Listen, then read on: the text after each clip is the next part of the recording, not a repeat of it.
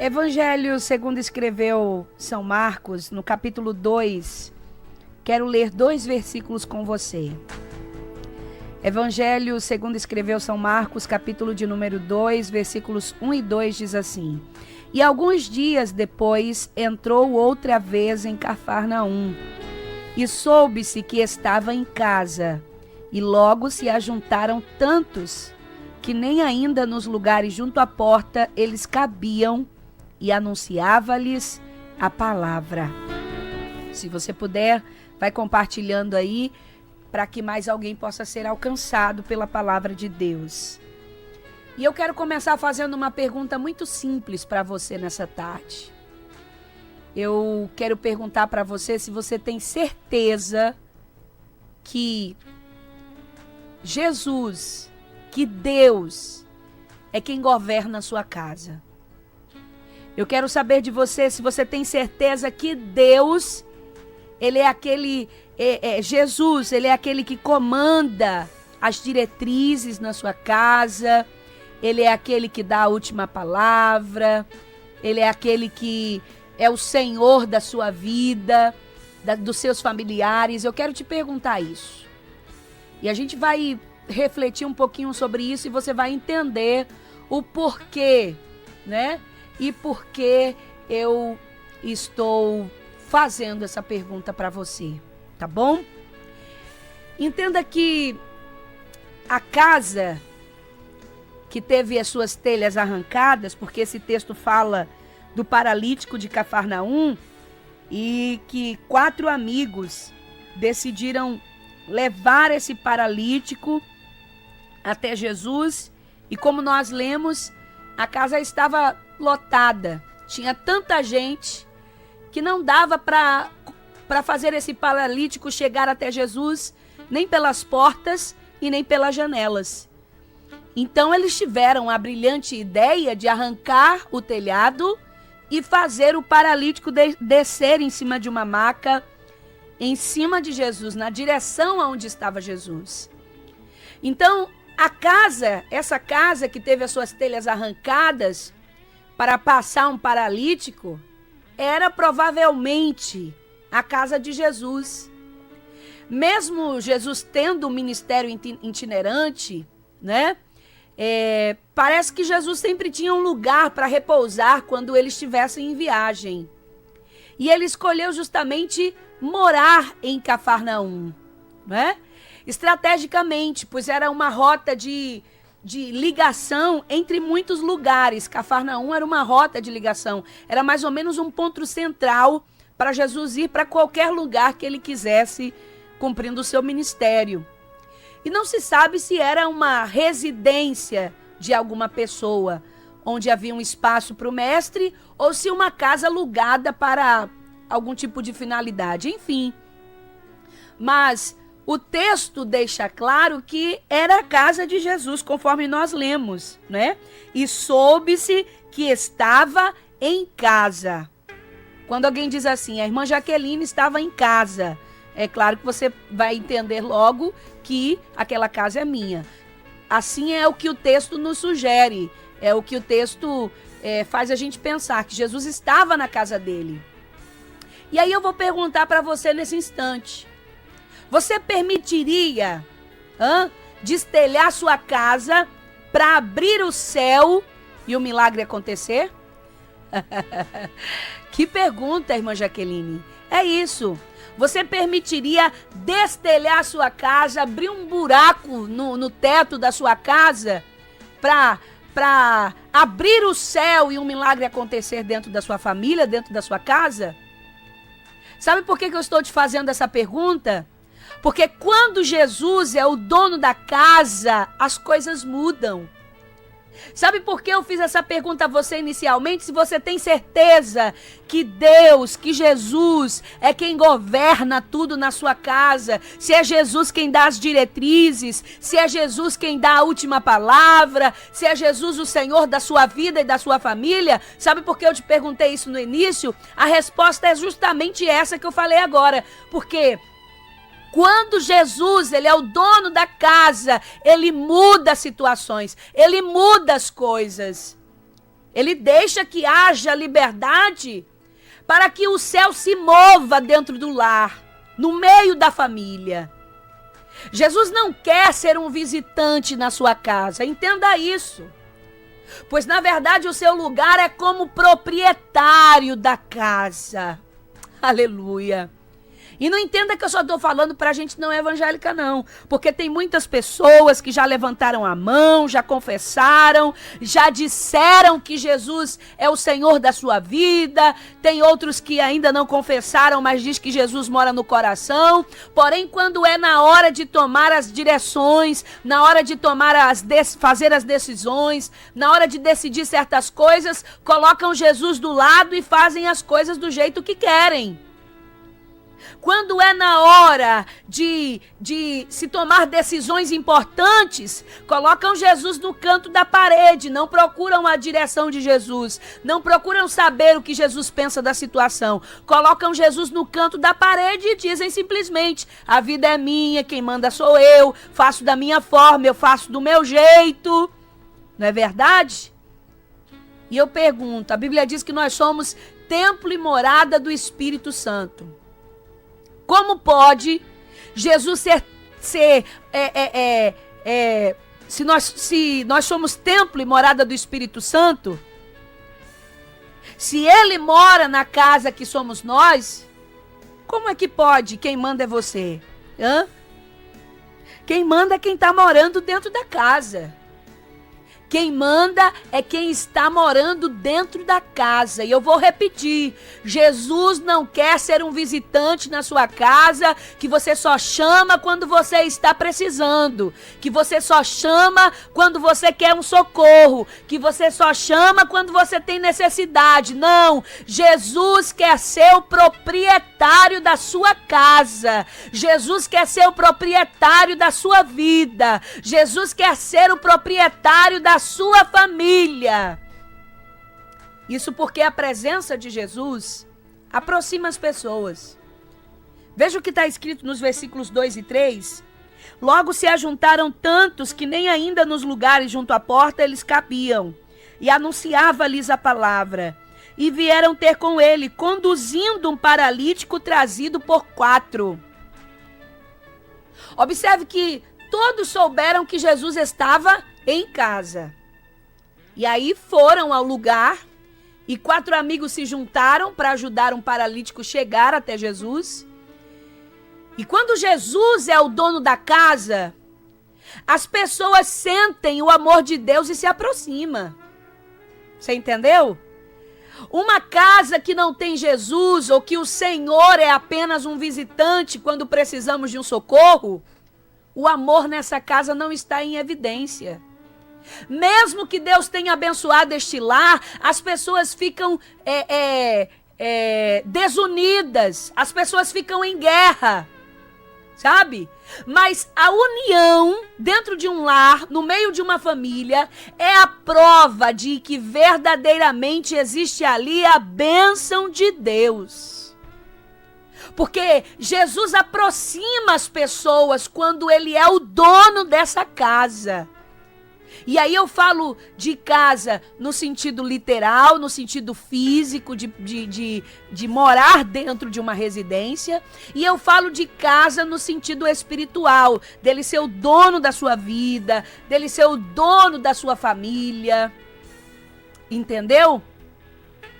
Na casa onde Jesus está, onde Jesus é Senhor, não... Claro, desentendimento de vez em quando acontece, mas isso não é uma rotina. Quando você vê uma casa e uma família que só vive em guerra, você pensa apenas uma coisa: Jesus não é o Senhor dessa casa. Jesus não é o Senhor dessa família. Ou pelo menos ele não é o Senhor de parte das pessoas dessa família. Porque um dá lugar a Deus e o outro não dá.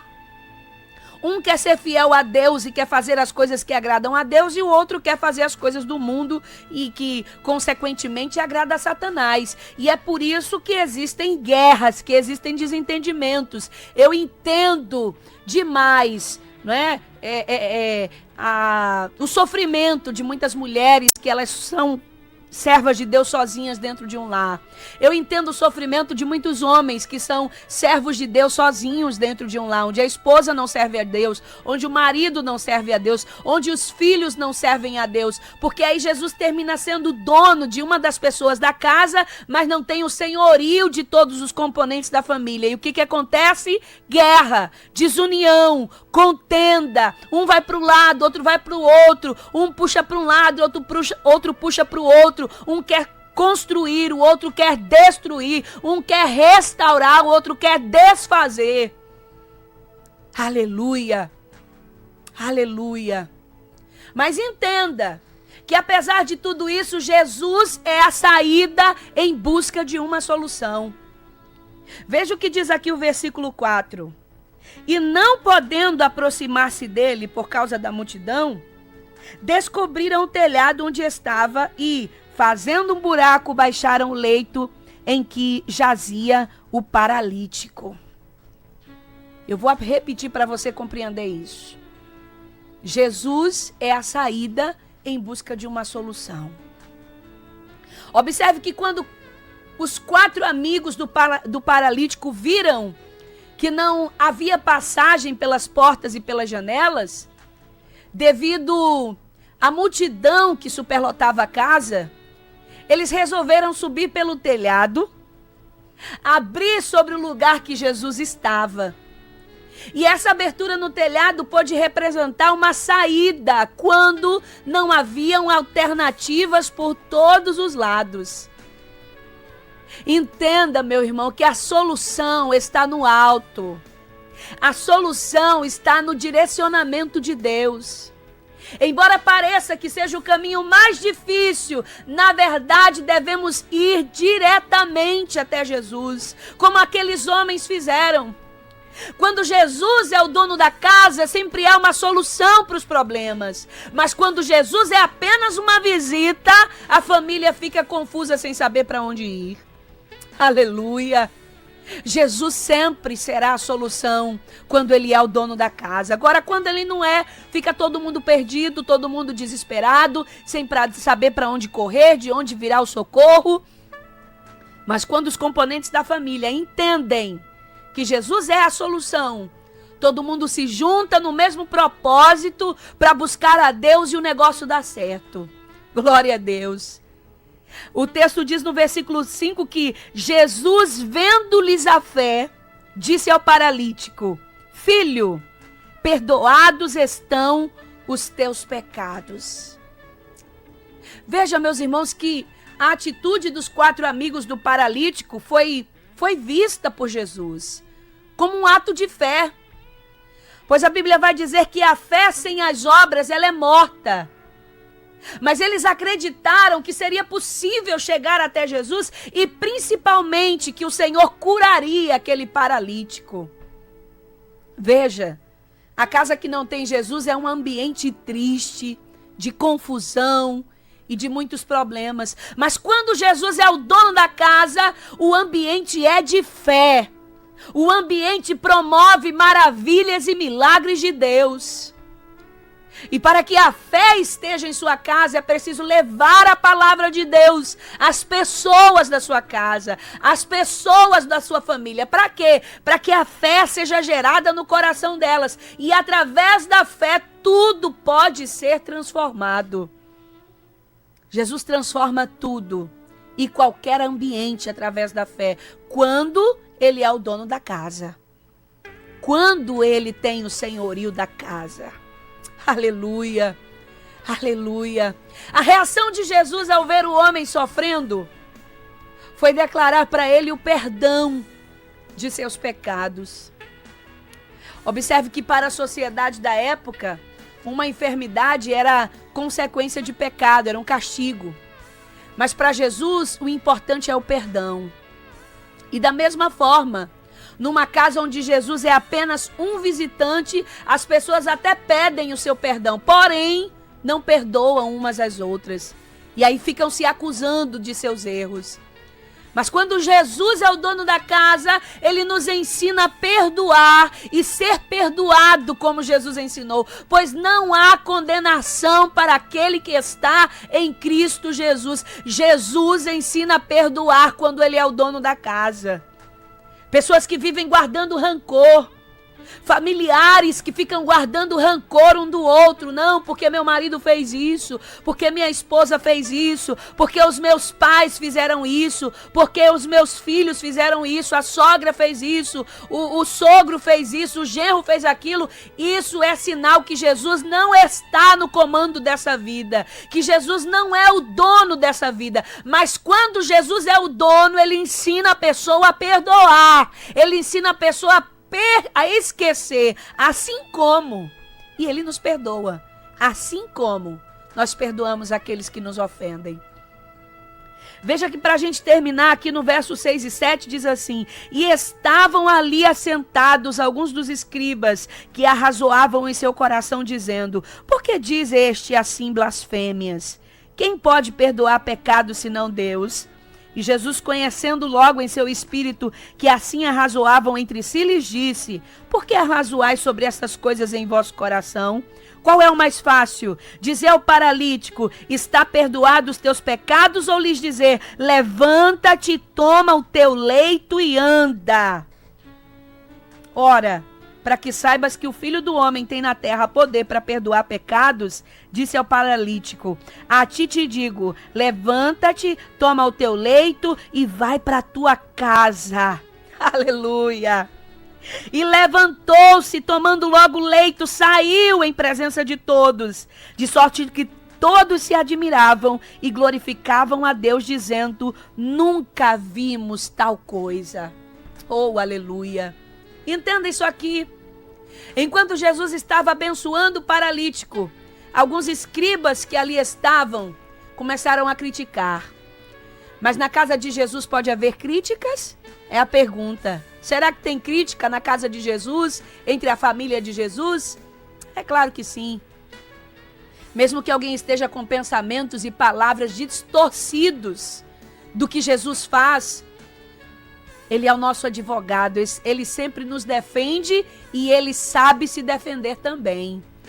Jesus é o único que sabe de todas as coisas e até mesmo o que se passa na mente e no coração das pessoas. E é por isso que ele repreendeu a incredulidade dos escribas.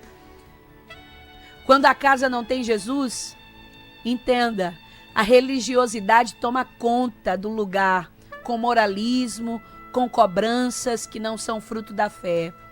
Mas quando Jesus é o dono da casa, ele te defende de tudo que falarem contra você, ou do propósito que o Senhor tem para a sua vida. Jesus nos defende quando ele é o dono da nossa casa, quando ele é o dono da nossa vida, porque não existe nada difícil para Jesus. Jesus dá a última resposta aos religiosos que assistiam à cena em sua casa, dizendo que não há nada difícil para Deus. Se eles estavam acostumados apenas com discursos, agora eles veriam atitudes de poder em suas palavras. Da mesma forma, os amigos do paralítico não acharam difícil subir no telhado, abrir uma passagem e descer o homem, pois eles sabiam que o mais difícil seria feito por Jesus. Quando Jesus é apenas um visitante da casa, as coisas se complicam e aí tudo fica mais difícil. Mas se Jesus é o dono da casa, ele realiza coisas impossíveis, porque você vê dificuldades, mas Jesus não vê dificuldades, e é por isso que ele pode e ele ordena o milagre. Então permita que Jesus seja o Senhor da sua vida. Permita que Jesus seja o Senhor da sua história. Permita que a partir de hoje Jesus lhe mostre as diretrizes de tudo que você deve fazer no seu lar. Porque tudo é para ele, para a glória dele, para louvor dele e para a exaltação dele.